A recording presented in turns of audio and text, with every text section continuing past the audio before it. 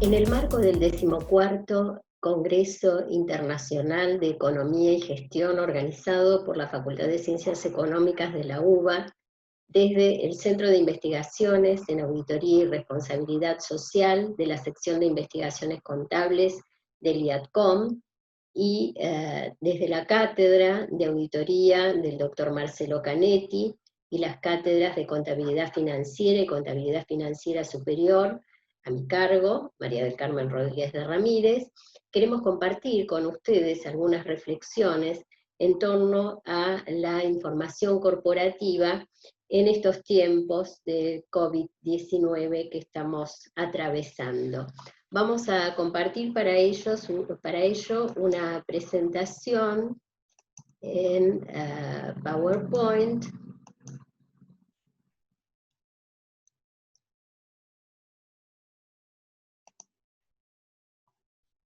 en la que partimos señalando que las investigaciones dentro del CIARS tenemos una concepción amplia de la disciplina contable que rechaza las propuestas dicotómicas que enfrentan lo socioambiental con lo económico-financiero, y entendemos que la sustentabilidad representa el marco abarcativo para el estudio de los problemas contables a partir de la integración de diversas perspectivas para encarar la complejidad de los fenómenos que nos presenta el contexto a través de nuestra actividad de sistemas contables y modelos contables que den cuenta de las relaciones inherentes al manejo de los recursos y los impactos financieros, económicos, sociales y ambientales, promoviendo la participación en la construcción de vínculos entre el Estado y los ciudadanos y las prácticas de buen gobierno, y tomando en consideración cuestiones éticas, sociales y políticas. A partir del reconocimiento de las fallas de los modelos tradicionales que han resultado en lo que se ha dado de llamar un capitalismo salvaje, hemos seguido enfoques que reclaman un capitalismo con rostro más humano, y en ese camino enfatizamos la importancia que adquiere la evaluación del desempeño organizacional para con la sostenibilidad del planeta, tomando en cuenta las voces que reclaman el fortalecimiento de las instituciones públicas, mayor transparencia y rendición de cuentas. Seguimos esta mirada integradora que, además del segmento financiero, toma en cuenta la complejidad de los fenómenos involucrados en las propuestas sobre responsabilidad social, y consideramos que en este sentido los objetivos de desarrollo sustentable representan un modelo interesante, constituyen una matriz de sostenibilidad a nivel mundial que las entidades deberían cruzar con sus propios objetivos para ver en qué medida están contribuyendo a su logro. Y entendemos entonces que resultan también un elemento clave en esa rendición de cuentas y transparencia que se reclama en la actualidad. Con relación a la pandemia, debemos aclarar que debido a que venimos analizando estos temas hace unos cuantos años, compartimos las posturas que sostienen que ni la pandemia ni el cambio climático pueden ser considerados cisnes negros, en tanto ya hace muchos años que los expertos vienen advirtiendo sistemáticamente sobre ellos. Aquí solo un simple muestreo de quienes, en el caso del cambio climático, presentamos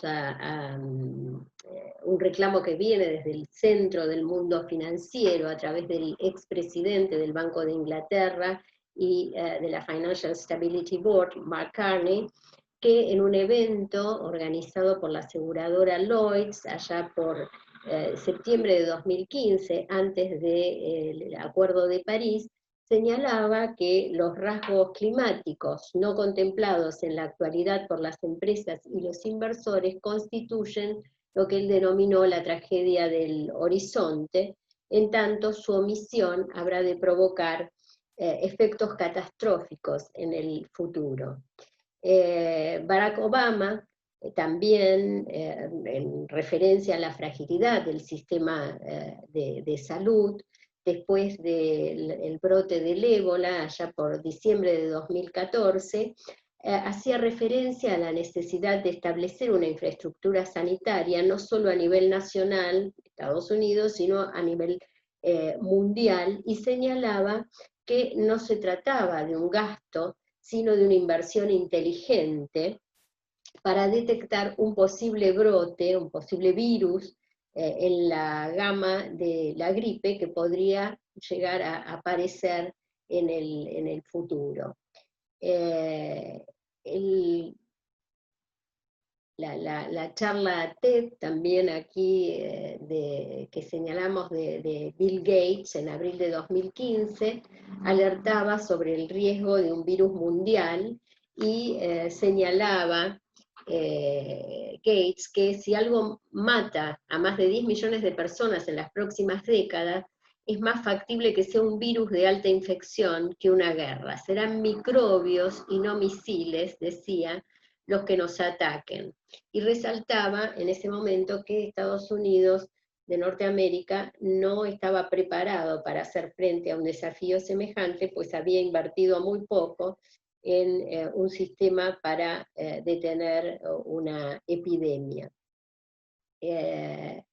Indicaba, eso sí, que era necesario que se pusieran en movimiento todas las fuerzas para trabajar con el planeamiento de escenarios, pasando por la investigación sobre vacunas y el entrenamiento de los trabajadores. Sabemos que mucho no se siguió de todas estas advertencias, muy poco diría, y nos encontramos en donde hoy estamos. En lo que se refiere puntualmente al avance producido en los últimos 20 años en relación con los reclamos de información no financiera, que fueron acompañados por diversas iniciativas que promueven el establecimiento de estándares y marcos de sustentabilidad, señalamos aquí unos pocos, pero que nos parecen los más relevantes, como la evolución en lo que hace a la estructuración de los informes de sustentabilidad para distintos tipos de stakeholders, desde las propuestas de la Global Reporting Initiative, en primer término las guías, desde el año 2000, en 2002 con la guía 2 y hasta llegar a la guía 4, y en la actualidad con los nuevos estándares globales de sustentabilidad de la Global Sustainability Standards Board. En Estados Unidos, en tanto, un avance propuesto por la Junta de Normas Contables de Sustentabilidad, Sustainability Accounting Standards Board, ¿no? Recordemos la diferencia, ¿no? En las normas financieras es la Financial Accounting, esta es la Sustainability Accounting, que se refiere a estándares contables de sustentabilidad específicos por industrias y sectores, apuntando a exteriorizaciones que deban realizar las empresas en sus presentaciones a la SEC. En 2013 también encontramos como trascendente la aparición del marco de información integrada del International Integrated Reporting Council, que está en revisión en la actualidad, con toda la experiencia de estos años, y el planteo de integralidad y de los 6 capitales que hace el marco parece estar resonando bastante en lo que las emisoras, o en el rumbo que las emisoras actualmente están siguiendo con respecto a la información que exteriorizan. Lo referente a cuestiones relativas específicamente con el cambio climático, también ha tenido un fuerte impacto y está siendo incorporado dentro del sistema de reporting de numerosos emisores, las revelaciones financieras relacionadas con el cambio climático propuestas por el Grupo de Trabajo de la Junta de Estabilidad Financiera, que tuvieron un informe definitivo en junio de 2017 tras el análisis de algunos proyectos. En lo que hace a lo regulatorio, parece interesante también señalar el caso de la directiva sobre revelaciones de información no financiera y de diversidad de la Unión Europea. Esta directiva de 2014 comenzó a ser aplicada para los informes de 2017, que aparecieron en 2018, también se encuentra actualmente en revisión, para ver cómo ha sido esa experiencia, y lo que establecía era la obligatoriedad de incluir en el informe de la gerencia un estado no financiero con información que resulte necesaria para comprender el desarrollo, desempeño y posición de la empresa o grupo y los impactos de su actividad relacionados como mínimo con cuestiones ambientales, sociales y relativas a sus empleados respecto a derechos humanos, anticorrupción y soborno. Y establecía que esto se podía hacer según marcos nacionales de la Unión Europea o internacionales. En verdad, la mayoría de las empresas, según indican relevamientos recientes, utilizan los estándares de la Global Reporting Initiative. Esto es muy reciente, 5 emisores de estándares de sustentabilidad y de marco de información integrada han firmado en septiembre una declaración de intención acerca de trabajar en forma conjunta para conformar un sistema de información corporativa más comprensivo.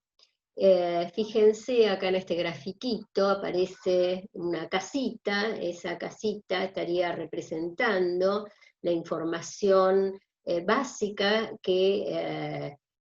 las entidades presentan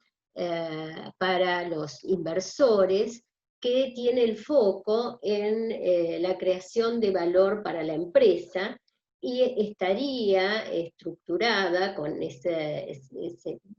paraguas de la información integrada, pero tomando en consideración las normas contables financieras, Financial Gap, del FASB en Estados Unidos y del IASB a nivel internacional, y dentro de el enfoque también del SASB para la presentación de exteriorizaciones sobre sectores dentro de esos informes anuales, que aquí señala esto sumado a alguna información que viene no financiera, constituiría una especie de, lo llaman reporte integrado, aunque deberíamos decir que a veces es más combinado que integrado, pero bueno, no vamos a entrar en esas aclaraciones ahora porque este es un planteo general. El tema que están planteando aquí es, bueno, tenemos normas financieras, tenemos normas de sustentabilidad, unas conforman la base que se presenta para los inversores porque ponen el foco en la creación de valor para la empresa, las otras están pensando en la creación de valor social, las de la Global Reporting Initiative, para distintos tipos de usuarios. Y en lugar de tener estos informes que tenemos accesibles en las páginas de las distintas organizaciones, tendrían distintos canales para ser comunicados, incluso en forma particular a distintos usuarios según su interés. Además de esta propuesta, ¿no?, de decir, bueno, compatibilizar esas normativas para, en verdad, trabajar sobre un mismo sistema de información contable, porque el kit de la cuestión está ahí, ¿no?, que tomemos información para distintos tipos de informes, pero provenientes de un sistema de información contable integrado y con controles internos apropiados. Además de esto que viene de los emisores de normas de sustentabilidad, el 30 de septiembre, muy recientemente, los trustees de la Fundación IFRS han emitido también un documento de consulta para evaluar si hay una demanda real de un estándar global de informes de sustentabilidad,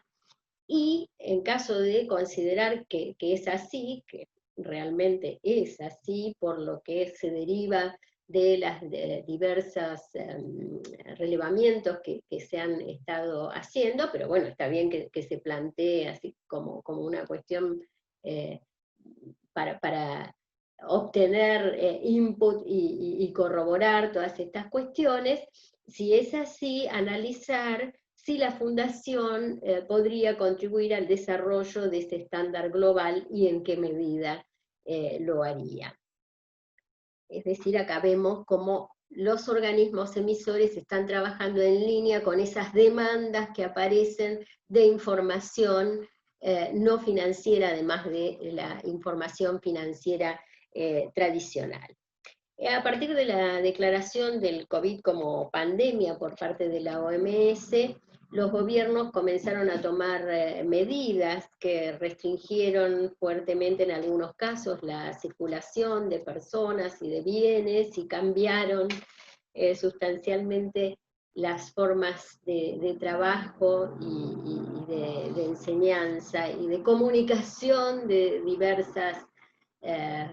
maneras, como esta propia que estamos llevando ahora adelante a través de este encuentro virtual, que antes tenía la posibilidad de intercambio y que ahora se convierte en este caso en una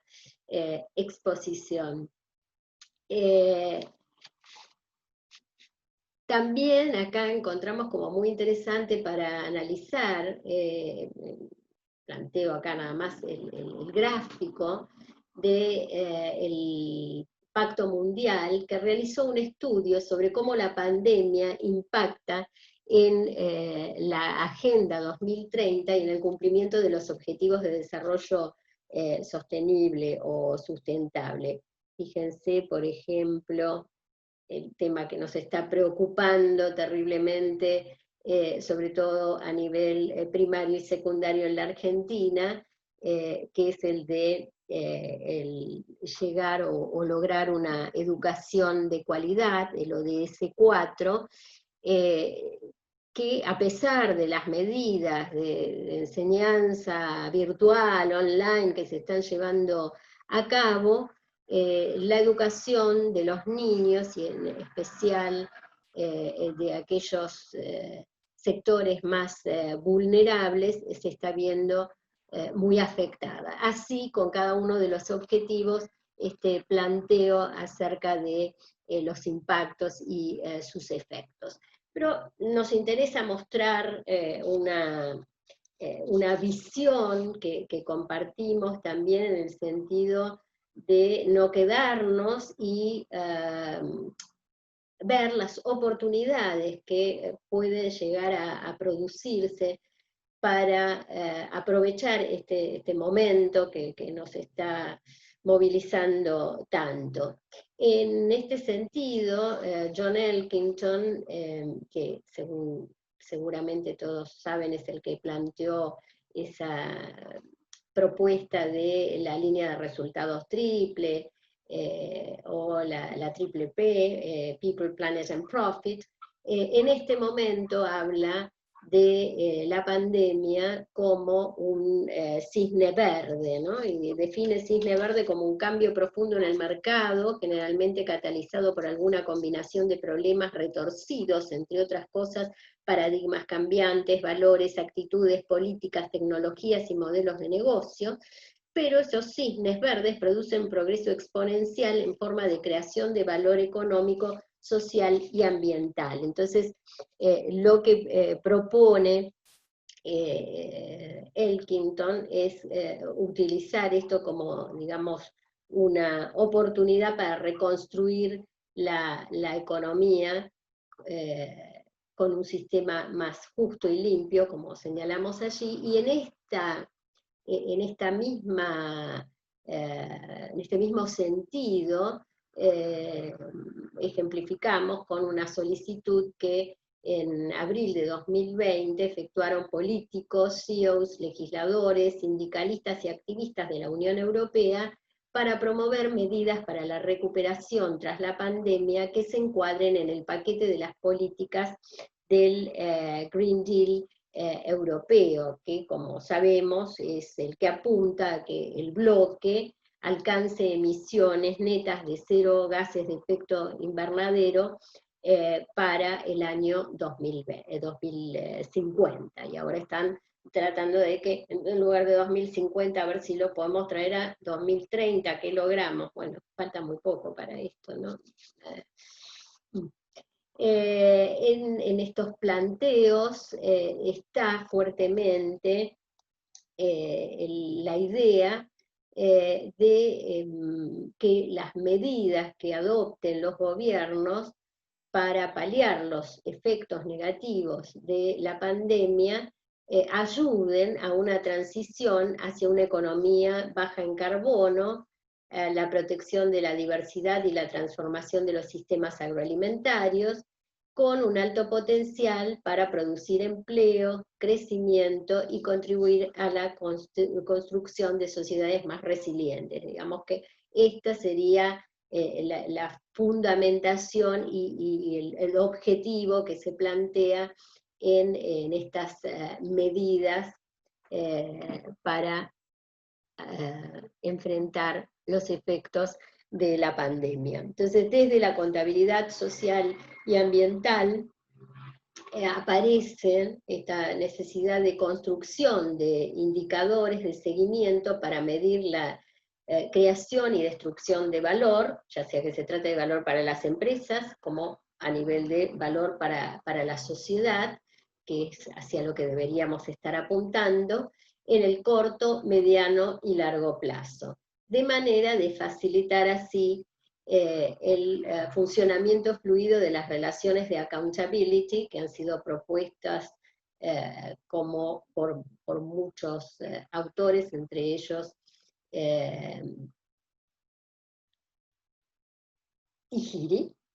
que es el primero que habló en contabilidad de esta relación de accountability, y lo propuso como la función fundamental de la contabilidad. En lo que hace al impacto sobre el segmento financiero, que vamos a analizar acá a grandes rasgos para darle después al doctor Canetti la oportunidad de hacer un enfoque de auditoría, la Federación Internacional de Contadores tiene una sección especial con recursos y guías y asesoramiento sobre auditoría y sobre la información financiera, en este último caso cuestiones como las de empresa en marcha, hechos posteriores al cierre, mediciones a valor razonable y evaluación de la recuperabilidad de activos no financieros, incobrabilidades esperadas de activos financieros, impuestos diferidos y subvenciones gubernamentales, reconocimiento de ingresos, informes intermedios, contabilidad de arrendamientos, contabilidad de cubrimiento, es decir, analiza todo este conjunto, ¿no? de problemáticas contables que se ven incididas por los efectos del COVID-19 y de las acciones que en función de la pandemia se llevan adelante, tanto a nivel gubernamental como a nivel de las empresas. En lo que hace a una declaración que hizo la Organización Internacional de Comisiones de Valores, IOSCO, sobre el COVID-19 en mayo, me interesa puntualmente señalar la que se refiere a la importancia de las revelaciones transparentes y completas con relación a la pandemia. Y acá lo que dicen es, no hay que hacer revelaciones genéricas, de esas de copy-paste, que todos ponen lo mismo. Vamos a ver después qué es lo que ocurre cuando analicemos esos informes. Dice, debería estar enfocada en tres aspectos: cómo impacta o se espera que impacte en el desempeño financiero, la posición financiera y los estados financieros del emisor; cómo la estrategia y los objetivos de los emisores han sido modificados para enfrentar los efectos del COVID-19, y qué medidas se han tomado para enfrentarlo y mitigar los efectos de la pandemia en el emisor. En lo que hace a la Federación Argentina de Consejos Profesionales de Ciencias Económicas, también encontramos una sección especial referida a la aplicación de normas de contabilidad y auditoría frente a los efectos del COVID-19, y acá es importante señalar cómo ha sido o ha transcurrido las acciones que se han llevado a cabo con respecto al tema para llegar a algún consenso entre la profesión y transmitir también experiencias. En marzo de 2020 se creó la Comisión Consultiva en temas de contabilidad y auditoría. En abril de 2020 se publicó la primera parte de la guía con normas aplicables financieras y de auditoría a los estados financieros de ejercicios cerrados hasta la declaración de la pandemia, con lo cual estábamos en diciembre de 2019, enero de 2020 y febrero de 2020. En mayo se publicó la segunda parte de la guía con la aplicación de las normas en los estados contables de periodos intermedios. En julio apareció una colaboración técnica con orientaciones relacionadas a los efectos del COVID-19 para entidades menos complejas, aplicables ya a cierres posteriores a la declaración de la pandemia, y en agosto guías orientativas para la preparación de estados contables en entidades que no cumplen con el principio de empresa en marcha. Queda pendiente la tercera parte de la guía aplicable a estados contables con cierres posteriores a la declaración de la pandemia el 11/3 del 2020. Con respecto a la primera parte, que digamos esto ya ha transcurrido, ¿no es cierto?, para nuestra actividad profesional, pero se centraba fuertemente en la caracterización de los hechos posteriores al cierre como confirmatorios de situaciones existentes tipo 1 que implicaban ajuste, o nuevos tipo 2, y en general se establecía que hasta ese momento la mayoría de los que se podían llegar a producir corresponderían a hechos del tipo 2. Estamos hablando antes de la declaración de la pandemia, no obstante lo cual llevaba a el análisis respectivo. Pero esto, digamos, adquiere más importancia con posterioridad.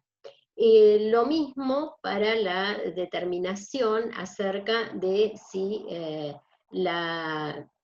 empresa era una empresa en marcha, es decir, estaría en funcionamiento y continuaría sus actividades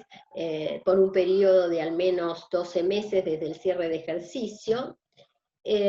tomando en cuenta el historial de la entidad es decir, si era una entidad rentable, si tenía posibilidades de acceder a recursos financieros, y toda la información actual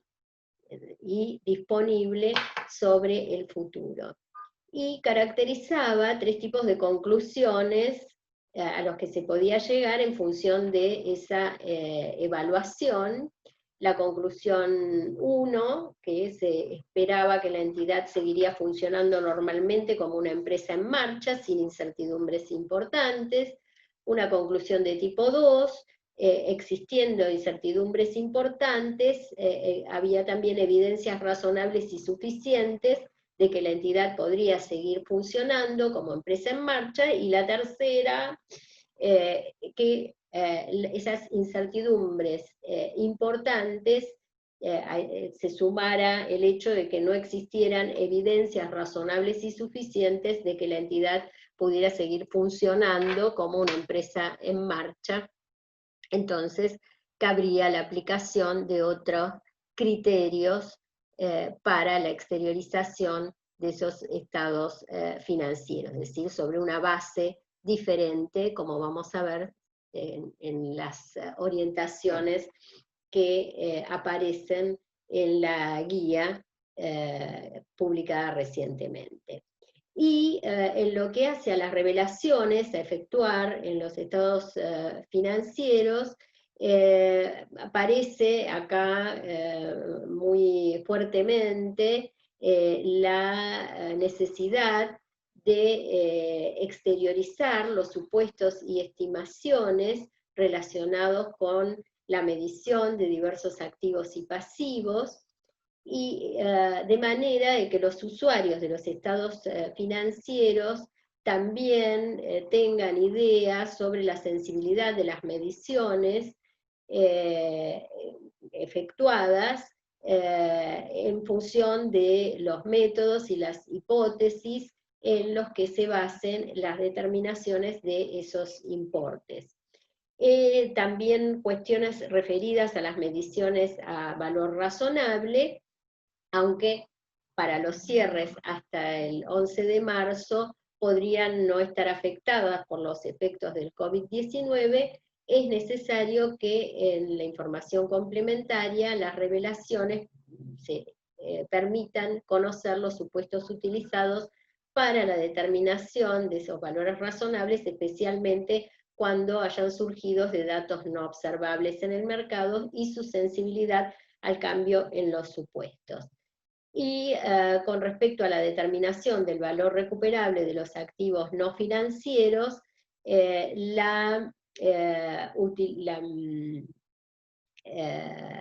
si bien también hasta esa fecha se podrían no llegar a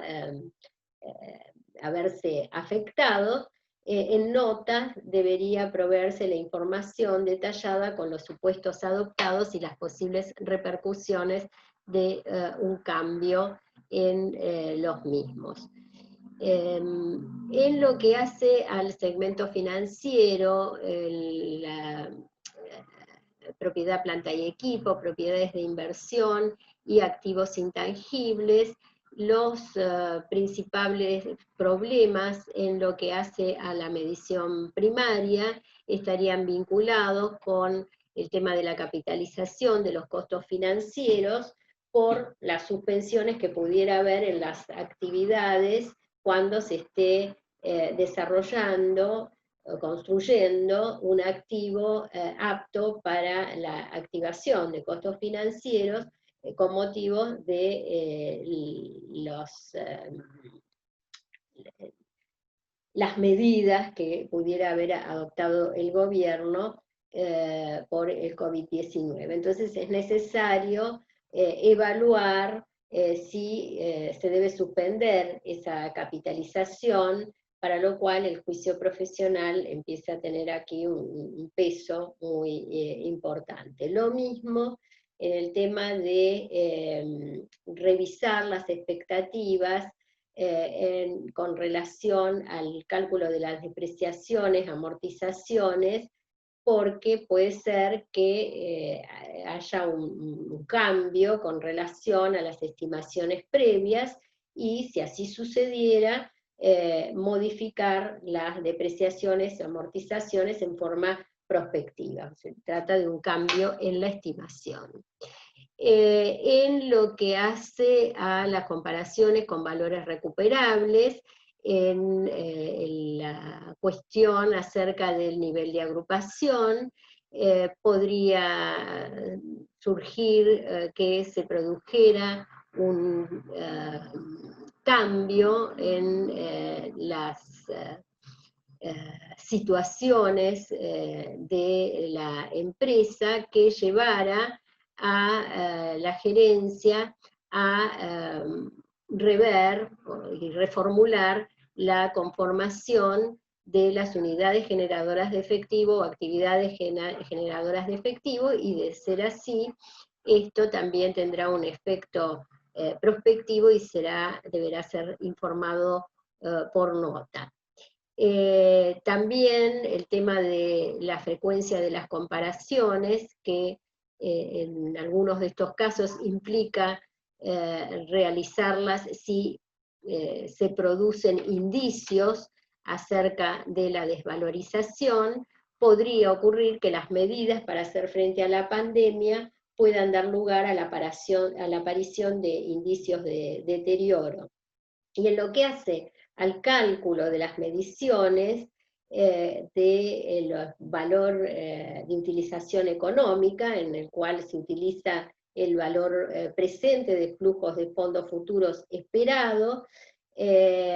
aquí la idea más razonable sería utilizar un enfoque de probabilidad ponderada, en lugar de manejar todo con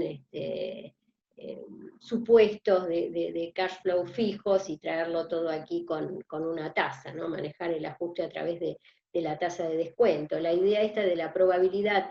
ponderada, estimando flujos de fondos esperados, considerando diversos escenarios, ponderándolos por su probabilidad de ocurrencia. Es decir, vamos a tener que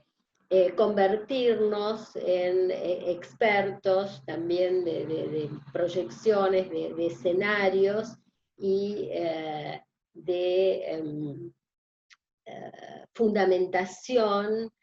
crítica de todas estas cuestiones que hacen a la medición primaria y al cálculo del deterioro del valor. La medición que surge de la comparación, para comparar con el valor recuperable. Les decía que la colaboración técnica sobre orientaciones relacionadas con el COVID para entidades menos complejas es aplicable a cierres posteriores al 11 de marzo, que no ha aparecido todavía para el resto de las entidades, es para esta, y es una colaboración. Estas entidades son las que realizan transacciones sencillas, cuentan con pocos empleados y a menudo son gestionadas por sus propietarios, tienen niveles bajos o medios de ingresos de actividades ordinarias y activos totales, no tienen inversiones en subsidiarias asociadas o negocios conjuntos, no mantienen o emiten instrumentos financieros complejos y no realizan captación del ahorro del público, es decir, no estarían para nada comprendidas dentro de estas entidades, por supuesto, las que cotizan, ¿no? Y otras que no cumplen con estos requisitos mencionados aquí para su caracterización como entidades menos complejas. En lo que hace a los hechos posteriores, también la cuestión de los juicios que tienen que emplear los administradores para su clasificación entre confirmatorios y nuevos, teniendo especial cuidado ya aquí para distinguir cuando la sola existencia de la condición al cierre del ejercicio es la causa de que existan efectos sobre los activos o los pasivos, y cuando esa causa proviene de decisiones concretas de los administradores, ¿no? Entonces, en este último caso, se llevaría a su clasificación como un hecho nuevo de tipo 2, en tanto si respondiera a condiciones ya existentes a la fecha de ocurrencia y se originara en causas independientes de las decisiones de los administradores, es altamente probable que se trate de un hecho posterior de tipo 1. Estas son todas orientaciones, ¿no? Para considerar cuando se elaboran los estados financieros. En lo que hace a créditos en moneda, incluyendo los créditos por venta, dice considerar la interrupción en la cadena de pago y otras condiciones del contexto para determinar de qué forma podrían verse afectadas las partidas. En este caso ya los porcentajes históricos utilizados pueden no ser representativos y será necesario recurrir a nuevas estimaciones de desvalorización ajustadas a hipótesis más realistas que tengan en cuenta las condiciones del contexto. En lo que se refiere a las mediciones de los títulos de deuda, acá también, como consecuencia de la pandemia, es posible que una entidad deba decidir cambiar decisiones sobre el destino más probable de estas inversiones, y eso puede implicar un cambio en los criterios de medición a utilizar. Pero ojo, no quiere decir que en las circunstancias específicas de la pandemia no se considere que la entidad haya cambiado la intención de mantener el resto de la cartera, ¿no? Esto habrá que analizarlo también muy en profundidad. En lo que hace a los bienes de cambio, en su medición posterior y desvalorización, puede haber dificultades para la obtención del costo de reposición y habrá que recurrir en este caso a aproximaciones como las provenientes de reexpresiones basadas en índices de precios específicos o presupuestos actualizados de costos o, en algún caso, tasaciones de peritos. Es decir, será más dificultosa también el cálculo del valor neto de realización cuando correspondiera. Y en el caso de los bienes de uso y propiedades de inversión medidos al costo, también extremar los esfuerzos para determinar el momento en que los activos están en condiciones de operar, y todas las cuestiones relacionadas con el cálculo de las depreciaciones, porque se puede haber dado una modificación en la vida útil o el valor recuperable, y como ya dijimos, esto impacta prospectivamente. En lo que se refiere a intangibles, también hacen énfasis en la necesidad de realizar juicios complejos, porque puede haberse producido un cambio de vida útil indefinida a vida útil determinada o finita, y hacer que se pase de una categoría a otra. Sabemos que esto tendrá como consecuencia, si pasa de indefinida a determinada, la amortización, y en el caso contrario dejar de amortizar.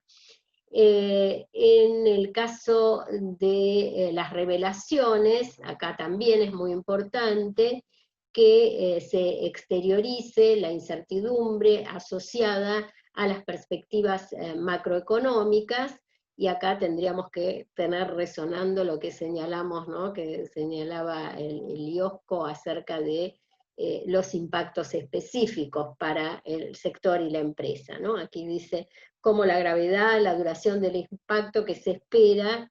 que el COVID tenga en el negocio de la entidad, cadena de suministro, cierres de fábricas, caída de demanda, etc. En lo que hace a las desvalorizaciones de bienes de uso y propiedades de inversión intangible, también lo que señalamos sobre frecuencia de las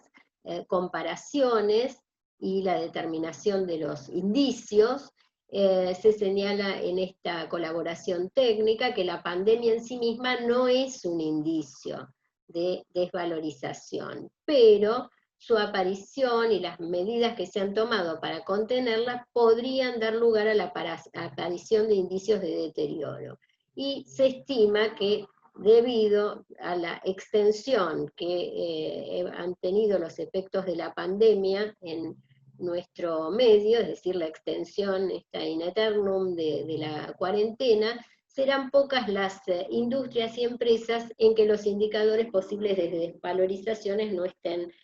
presentes. En lo que hace a otras cuestiones, también habrá que tener adecuadamente enfocada la posibilidad de que se implementen planes como la venta o cierre de una parte del negocio, la disminución temporal o permanente, los planes de reestructuración, si son contemplados como tales, o si se trata de la sola venta de activos o del retiro de determinados activos de servicio de forma temporal o permanente. Y también, debido a la crisis de liquidez, podría requerirse de información, financiación adicional, lo que llevaría en algunos casos también a acordar algún tipo de refinanciación, y en este caso, con las refinanciaciones, será preciso también analizar si la modificación que se produce es o no sustancial. Recordemos ese 10% que establece la normativa, y si lo es, contabilizar en el resultado del ejercicio la diferencia entre el importe de la partida anterior y la nueva a ser reconocida. Otro de los temas que aparecen ahí es cómo se exteriorizan, cómo se contabilizan y cómo se exteriorizan los salarios complementarios pagados por el Estado en función del programa de asistencia para el trabajo. Aquí estamos frente a una subvención relacionada con ingresos que puede ser exteriorizada y contabilizada como ganancia en otros ingresos,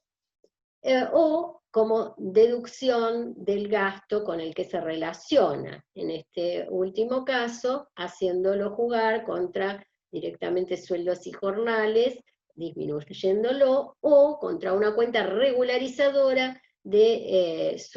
sueldos y jornales que se presentaría a continuación del mismo para exteriorizar el impacto, y que sería mucho más útil para los usuarios. Recordamos que en lo que hace a las subvenciones y ayudas gubernamentales, la NIC 20 establece que es fundamental revelar las políticas contables y los métodos adoptados, la naturaleza y el alcance de las subvenciones reconocidas, y las condiciones incumplidas y otras contingencias relacionadas con las ayudas gubernamentales que se hayan reconocido. En lo que hace a las guías orientativas para la determinación de empresa en marcha, acá es fundamental evaluar si se responde o no al principio de empresa en marcha, porque los usuarios de estados financieros de ese tipo de entidades tendrán necesidades de información diferentes a las de una empresa que continúa operando, y tanto las normas internacionales como las nacionales plantean que en el caso de una empresa que ya no pueda ser considerada como empresa en marcha, habría que cambiar la base de contabilización. Entonces sería una base de contabilización de liquidación. El grado de detalle para evaluar si está en funcionamiento y continuará sus actividades dentro de esos 12 meses implicará tomar en cuenta fundamentalmente si los administradores no tienen intención de liquidarla o terminar las actividades y tiene un historial la empresa de haber sido rentable o de poder obtener financiación, en esos casos probablemente la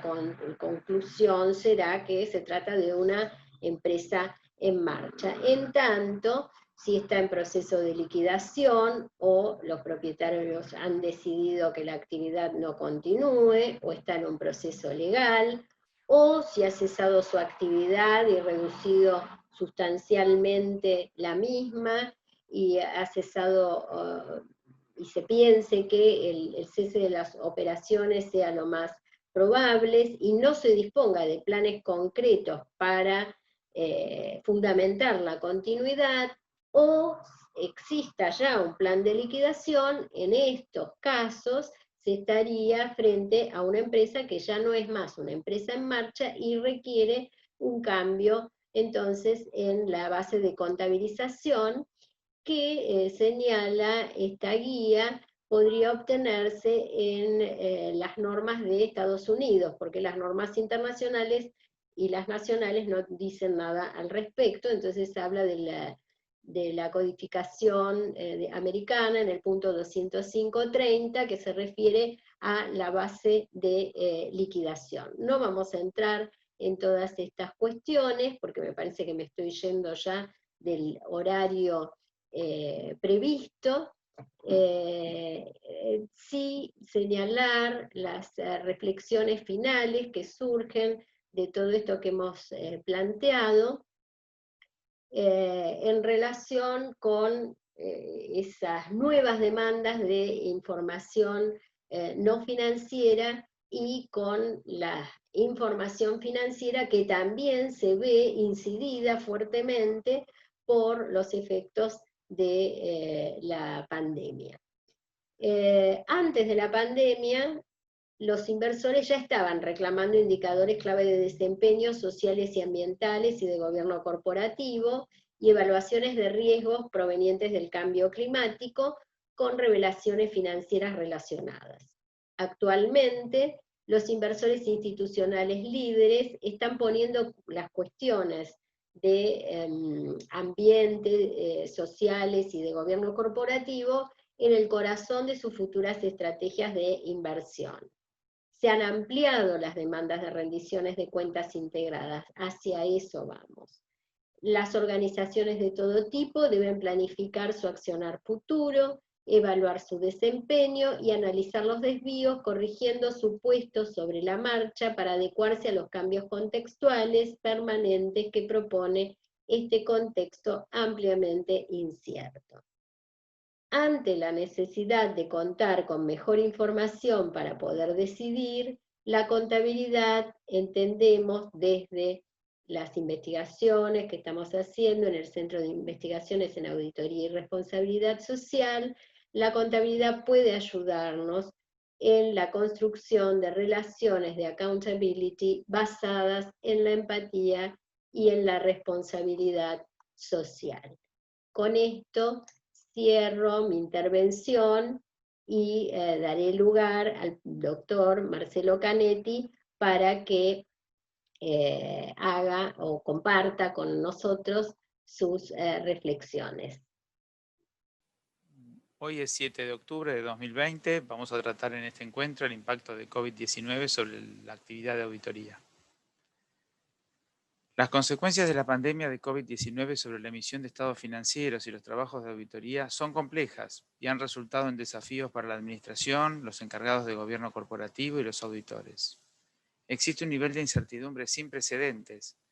sobre la economía, las ganancias futuras y muchos otros elementos que representan insumos fundamentales de la información financiera. Los preparadores de los estados financieros habrán de considerar cuestiones múltiples y profundas sobre los estados a emitir en el corto y potencialmente en el mediano plazo. A su vez, la incertidumbre que surge del entorno actual aumenta el desafío de obtener la evidencia de auditoría suficiente y adecuada necesaria para formar una visión independiente sobre la razonabilidad de las estimaciones y los juicios de la administración. Es importante que los preparadores y los auditores evalúen conjuntamente el impacto temprano en el marco de tiempo de preparación y el proceso de la auditoría, ya que es probable que haya problemas que no hayan surgido anteriormente y que ahora deban considerarse. Tanto los preparadores como los auditores se ven afectados por las restricciones de viaje y los requisitos para quedarse en casa, lo que presenta desafíos prácticos para el trabajo de auditoría.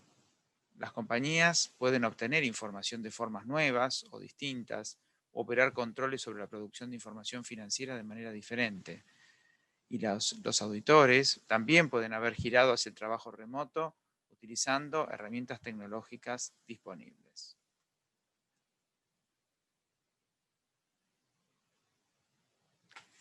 En este encuentro vamos a tratar 7 puntos, que son el juicio y el escepticismo profesional, la identificación y evaluación de los riesgos de auditoría, la evidencia de auditoría, la auditoría de estimaciones contables, el principio de empresa en marcha, en qué medida se ve afectado por esta pandemia, el impacto que estas circunstancias tienen sobre el informe del auditor y también la evaluación que se debe hacer sobre los hechos posteriores. No es una lista exhaustiva, tampoco pretende cubrir todos los problemas prácticos y técnicos de una auditoría en el entorno actual. Si bien se van a mencionar referencias normativas, no vamos a abordar todos los aspectos de las normas. Los auditores tendremos que considerar la necesidad de ejercer un juicio profesional significativo y el escepticismo. Y también tenemos que permanecer enfocados en las responsabilidades éticas y el interés público. Las normas de auditoría están basadas en principios y siguen siendo vigentes de manera plena a pesar de la pandemia. Los auditores también deben considerar los requisitos legales y reglamentarios nacionales y la aplicación de normas éticas y de independencia, incluyendo la aplicación de los principios fundamentales de integridad, objetividad, competencia profesional y debido cuidado, confidencialidad y comportamiento profesional. Todo esto es clave para la preservación y ampliación del público que confía en el trabajo de los auditores. Vamos a empezar entonces con el tema del juicio y el escepticismo profesional. La importancia que tiene el escepticismo y el juicio profesional en las decisiones que el auditor debe tomar no deben exagerarse. Sin embargo, es probable que haya un cambio significativo en los juicios realizados por la gerencia y los encargados del gobierno corporativo, en particular a la luz del entorno de constante cambio y en muchos casos la incertidumbre significativa que se espera. Es probable que las áreas de auditoría, como la empresa en marcha, las estimaciones contables, por ejemplo, el tema del deterioro, la desvalorización, el cálculo del valor razonable y otros aspectos en los que interviene un juicio significativo, sean considerablemente más difíciles que para los auditores. Además, el auditor puede necesitar contratar expertos para apoyarse en esos juicios para poder tener elementos sobre eso. Hoy tenemos que considerar que los objetivos generales del auditor en la realización de una auditoría de estados financieros, incluyendo la obtención de elementos de juicio, deben permitirnos reducir el riesgo de auditoría a un nivel aceptablemente bajo. Esto significa que ejerzamos un juicio profesional en la etapa de planificación y en la realización de la auditoría, y que esta actividad se planifique y se realice con total escepticismo, reconociendo que pueden existir circunstancias que jueguen un papel fundamental en la existencia de errores significativos. En el contexto actual, tanto el juicio profesional como el escepticismo profesional tienen un rol significativo porque están afectados por las circunstancias cambiantes del entorno. Muchos aspectos de la auditoría van a verse afectados por la pandemia de COVID-19, en particular aquellos en los que se necesita un tema como la materialidad. La determinación de la materialidad implica un juicio significativo. En algunas circunstancias, el punto de referencia elegido previamente que se utilizó para determinar la materialidad en el pasado o en la etapa de planificación puede necesitar ser ajustado o modificado a consecuencia de las circunstancias. Es importante que el cálculo de significatividad o materialidad se base en métricas que sean clave para los usuarios de los estados financieros. Por ejemplo, los ingresos, las ventas o los resultados antes de impuestos, porque pueden diferir de las que se utilizaron en el pasado. Otro de los aspectos importantes es la documentación que el auditor deje respecto de los juicios que realizó. Esto sirve para explicar las conclusiones que el auditor tome y refuerza la calidad de ese juicio. Esto puede incluir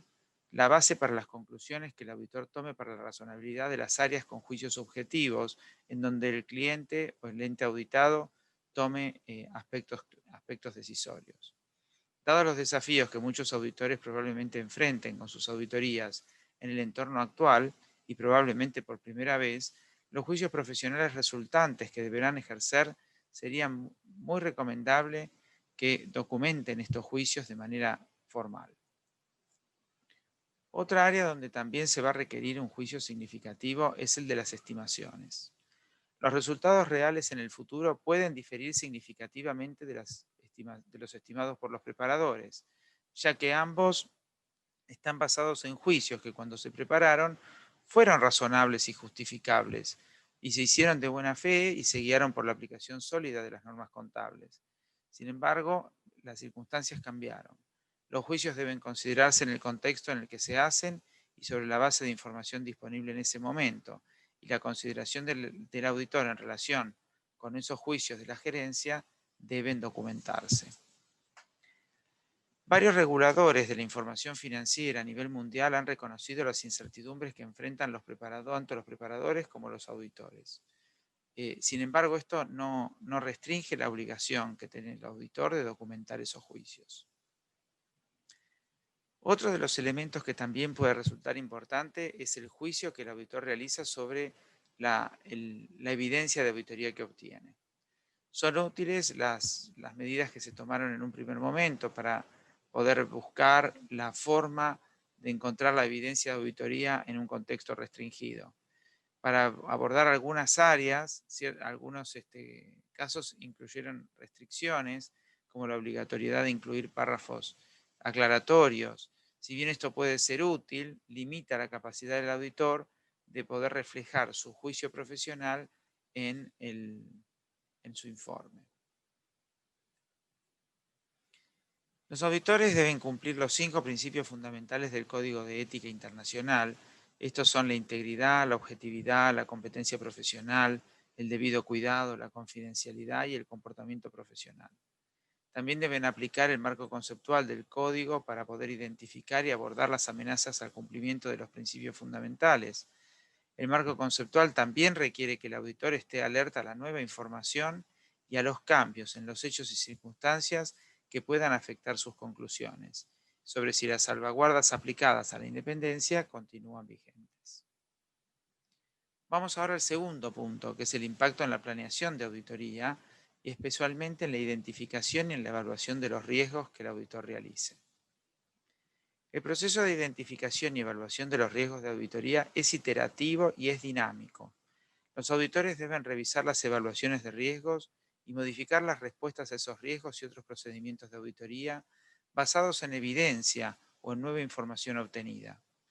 A lo largo del trabajo de auditoría, los auditores deben estar constantemente alertas a las circunstancias complejas y de cambio repentino, ya que puede ser necesario revisar la identificación y evaluación de riesgos en circunstancias actuales.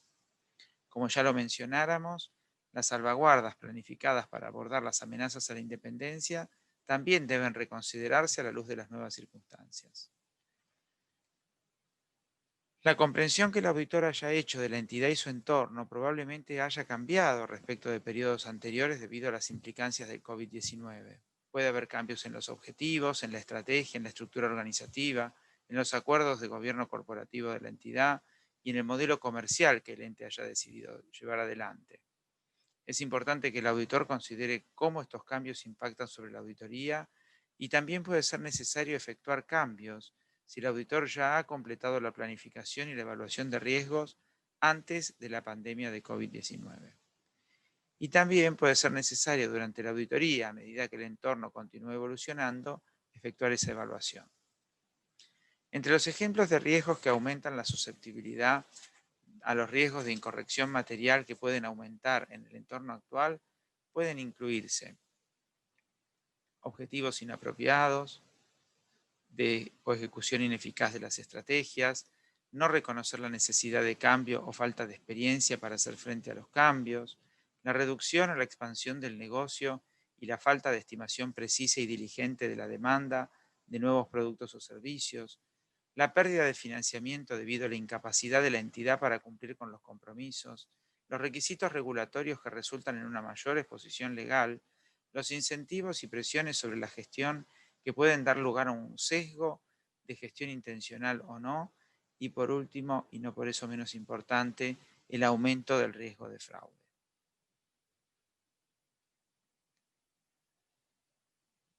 Para eso, los auditores deben discutir con la gerencia y los encargados del gobierno corporativo cómo han evaluado el impacto de COVID-19 en el negocio y evaluar si existen riesgos nuevos o modificados que podrán ser importantes. Comprender cómo los encargados del gobierno de la entidad están abordando los riesgos nuevos o modificados es esencial para que el auditor comprenda dónde pueden necesitarse cambios en la auditoría.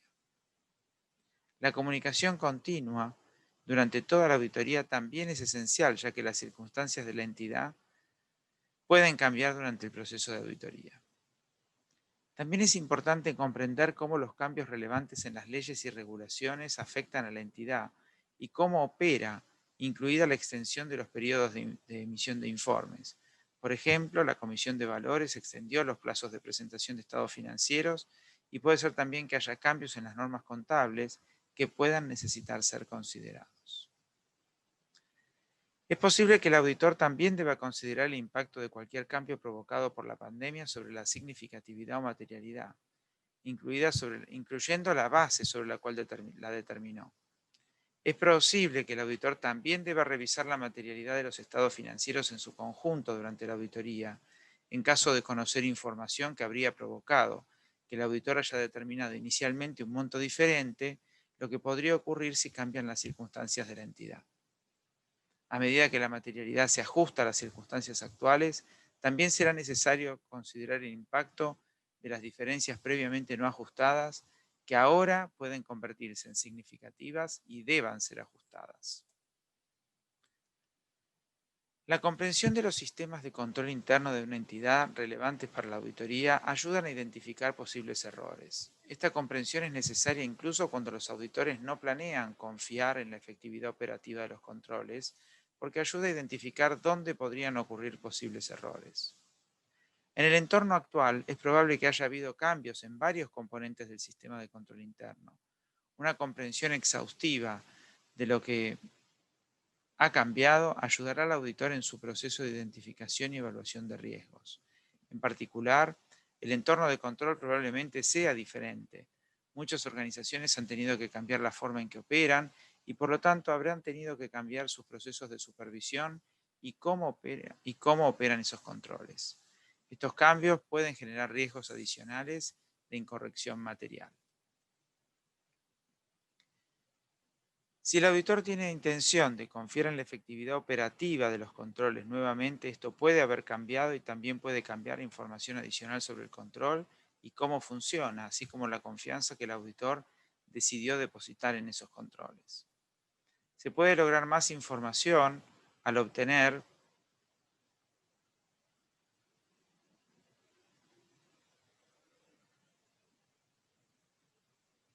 nuevos elementos sobre la forma en que el ente opera, o también al personal de la empresa. Puede haber falta de acceso a ese personal. Sin embargo, ese trabajo aún así debe llevarse a cabo en una forma alternativa y cambiar la identificación y evaluación de riesgos en consecuencia. Por ejemplo, la comprensión de los controles podría lograrse en forma remota utilizando procedimientos alternativos. Sin embargo, la indagación no es suficiente para determinar si dichos controles se han puesto en funcionamiento. Entonces, los auditores deberán considerar qué evidencia se puede obtener en forma remota para determinar si se han puesto en funcionamiento controles diseñados de manera efectiva para mitigar los riesgos aplicables. Es posible que los controles internos no hayan funcionado de manera uniforme durante todo el periodo de auditoría, debido a las circunstancias cambiantes de muchas compañías. Por lo tanto, será importante comprender los cambios de los controles preexistentes, así como los controles nuevos, que ahora puedan ser relevantes para la auditoría. Por ejemplo, el cambio del personal que realiza las tareas, las diferencias en las maneras de documentar los controles, para poder trabajar en forma remota, etc. Para ayudar a comprender si los controles siguen funcionando como lo hicieron y si surgen nuevos riesgos debido a los cambios.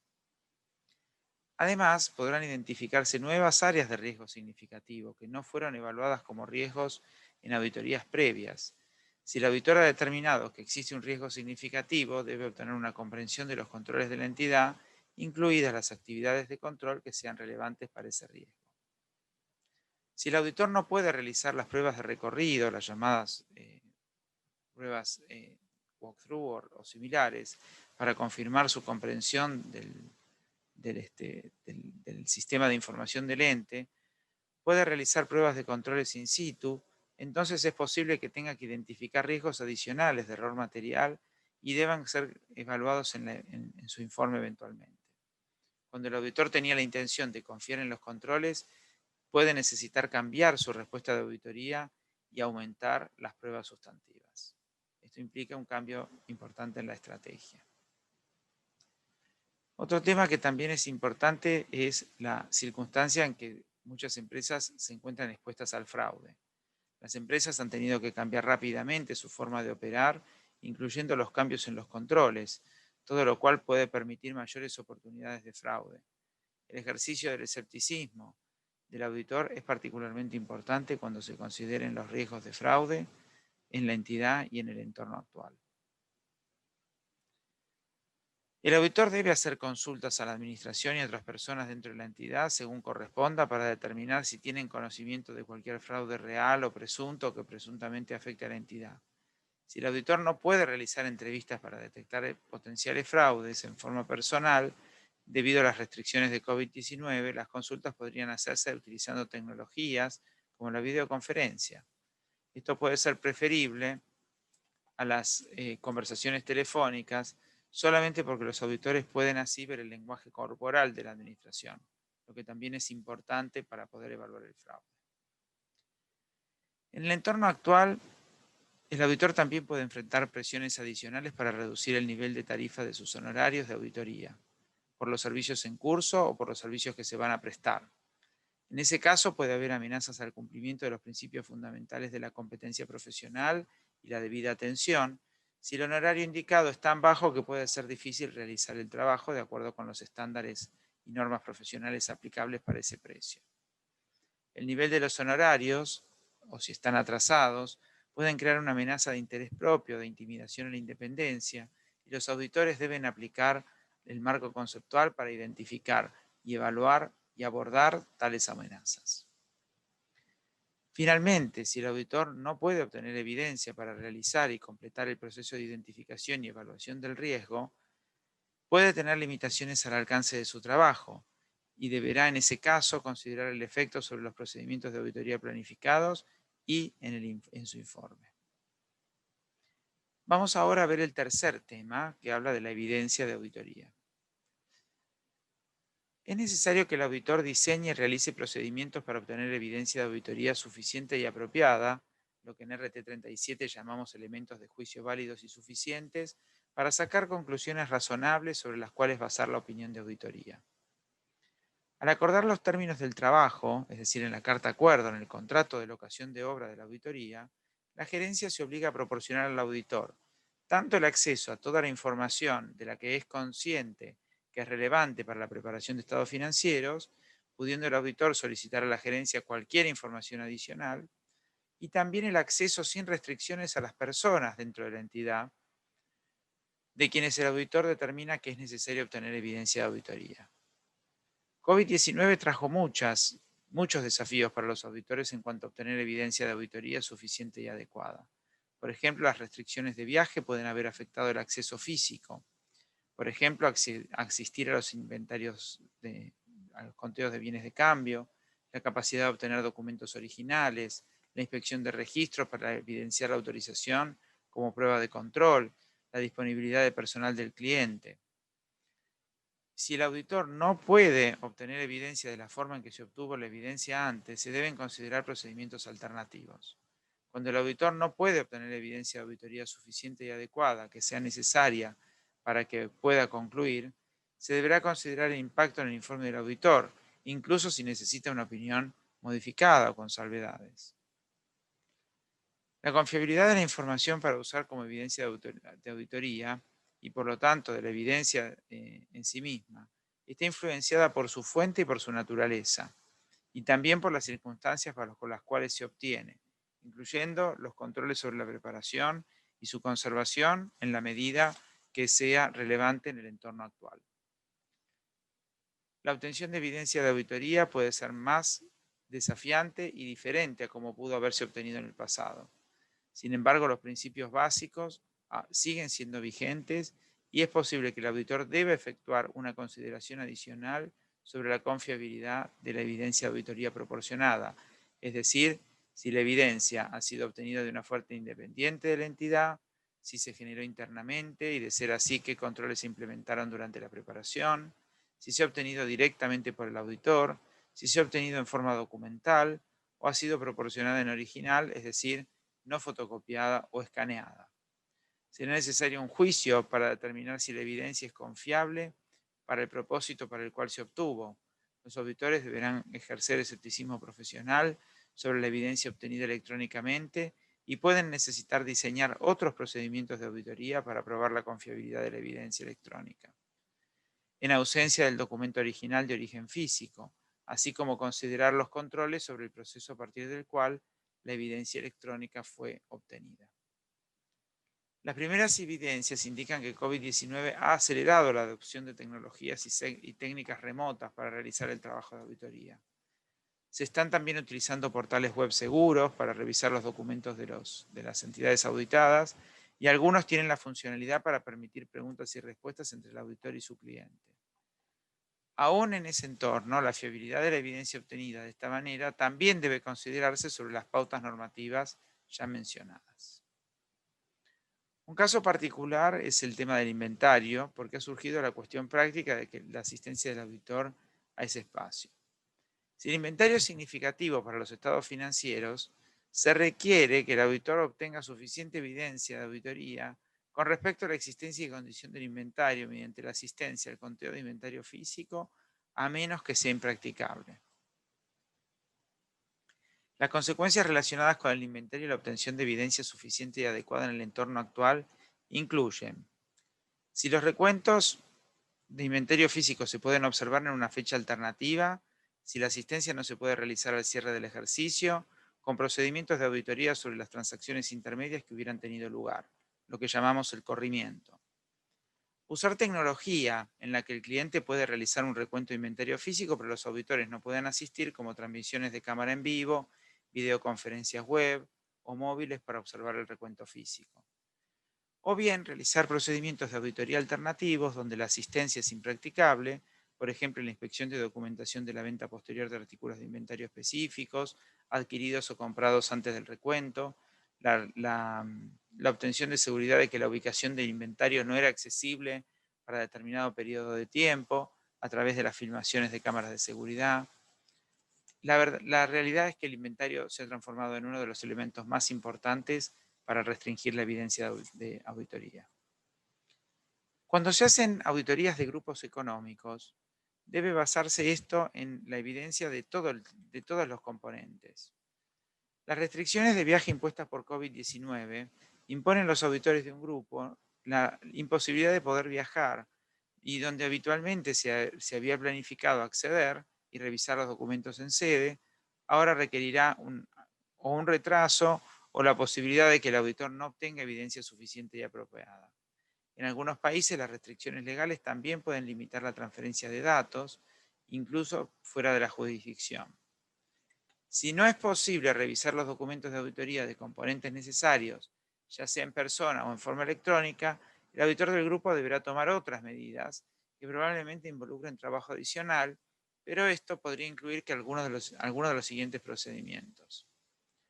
cargar archivos en la nube, dando acceso al equipo de trabajo para hacer la auditoría del grupo,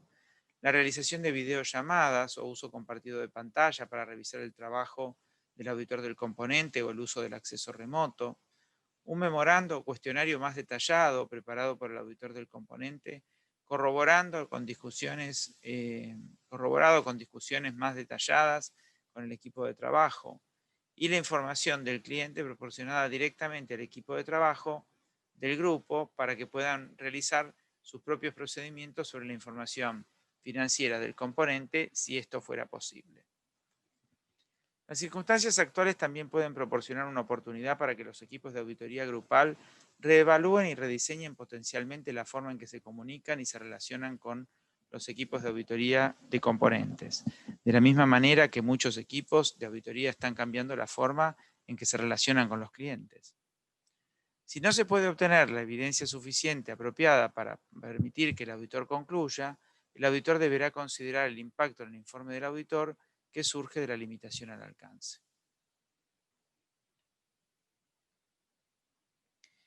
El auditor debe preparar una documentación que proporcione un registro suficiente y apropiado de la base para el informe de auditoría y la evidencia que fue planeada y realizada de acuerdo con las normas y los requisitos legales y reglamentarios. En el contexto actual es fundamental documentar los juicios profesionales y el ejercicio del escepticismo, así como las conversaciones realizadas sobre el impacto del COVID-19 con la gerencia y los encargados del gobierno de la entidad. Esto puede proporcionar evidencia del ejercicio del escepticismo del auditor, incluidos los procedimientos específicos realizados para corroborar la respuesta de la gerencia a las consultas en el momento en que se obtuvo la evidencia. La documentación de los juicios profesionales, realizados cuando sea significativa, sirve para explicar las conclusiones del auditor y reforzar la calidad del juicio en las circunstancias y en el que la razonabilidad de los juicios significativos está siendo dada. Dados los desafíos que muchos auditores probablemente encuentren con sus auditorías en el contexto actual y a la luz del entorno de un constante cambio, es esencial la importancia de documentar las consideraciones de los auditores al hacer esos juicios de acuerdo con la normativa. Cuarto punto, la auditoría de estimaciones. Las estimaciones contables están presentes en toda la información financiera y son responsabilidad de la administración. La incertidumbre en el entorno actual y la naturaleza continuamente cambiante del impacto de la pandemia ha agregado más complejidad y los desafíos al auditar las estimaciones contables. El ejercicio del escepticismo será esencial para considerar los juicios de la gerencia.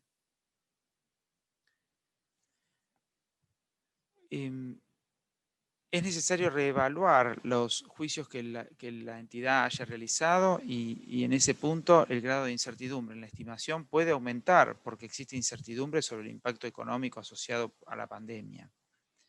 Incluso cuánto tiempo continuará ese impacto.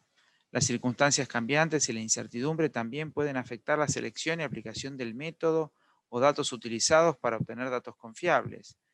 Además, cuando hay más incertidumbre, aumenta la subjetividad en la selección del método y el supuesto de los datos.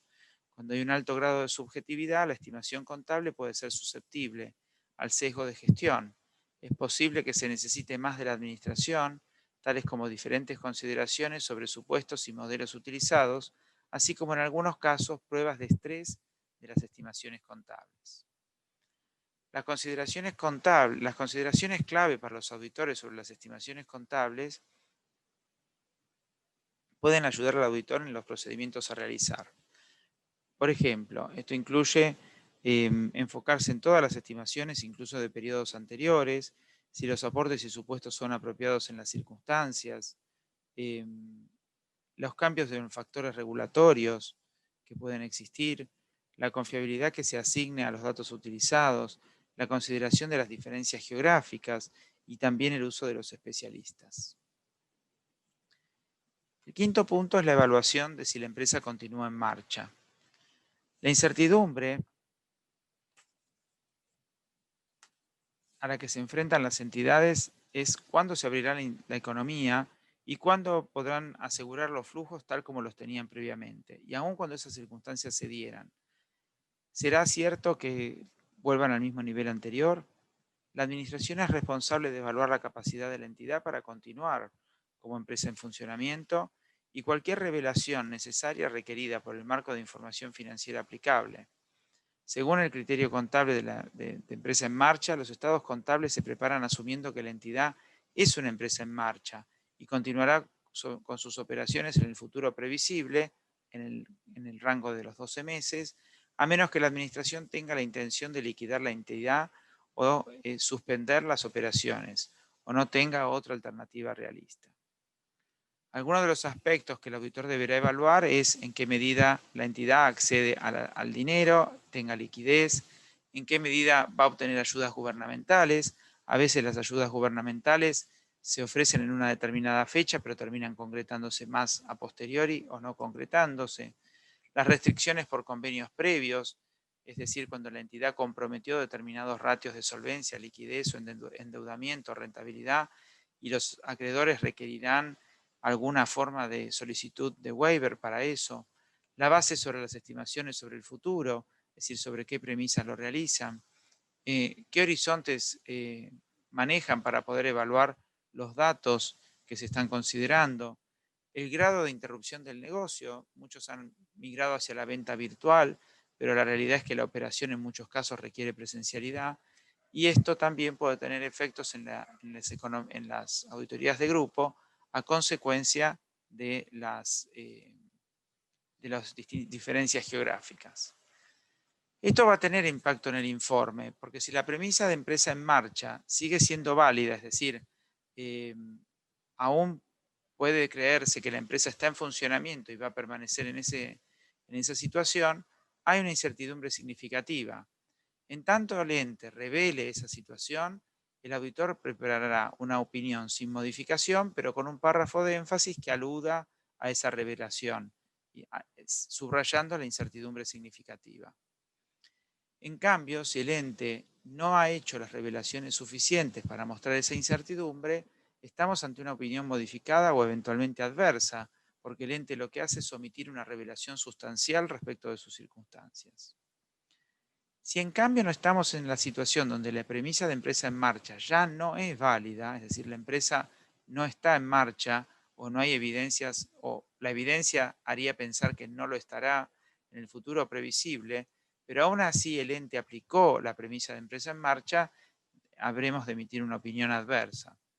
En cambio, si la premisa de empresa en marcha no es válida, pero se aplicó otra base contable distinta a la de empresa en marcha, habrá que evaluar si esa base contable, ese criterio contable, es el adecuado para la medición de los activos y pasivos que resulten de esa entidad. Sexto tema, el impacto en el informe del auditor, que lo acabamos de recorrer en cuanto a la empresa en marcha, y ahí tenemos que tener presente que el propósito de la auditoría es brindar confiabilidad a los terceros.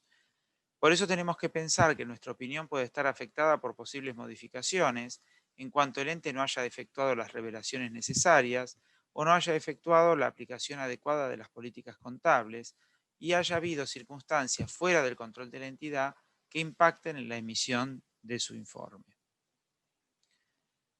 En muchos casos existen situaciones de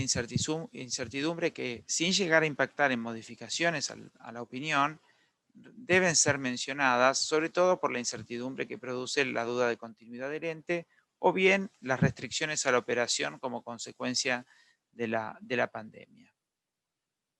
Un tema que tendrá vigencia a partir de diciembre de 2020 en nuestro país es los asuntos clave de la auditoría, por sus siglas en inglés Key Audit Matters, que también serán una nueva aplicación dentro de los estados financieros de entidades que cotizan en el mercado de valores. Las empresas que cotizan en bolsa, veremos en sus informes de auditoría estos nuevos párrafos que aluden a la problemática, una problemática nueva que si bien en el mundo viene aplicándose, en Argentina resultará novedoso. Doblemente novedoso al evaluar el impacto de la pandemia. Séptimo y último punto es la consideración de hechos posteriores. Es responsabilidad de la gerencia que la entidad evalúe los hechos posteriores, aquellos producidos entre la fecha de cierre de ejercicio y la de emisión de los estados contables. Y es responsabilidad del auditor evaluar esos acontecimientos y cómo estos han sido reflejados e impactados sobre los estados contables a emitir. Muchas gracias y hasta siempre.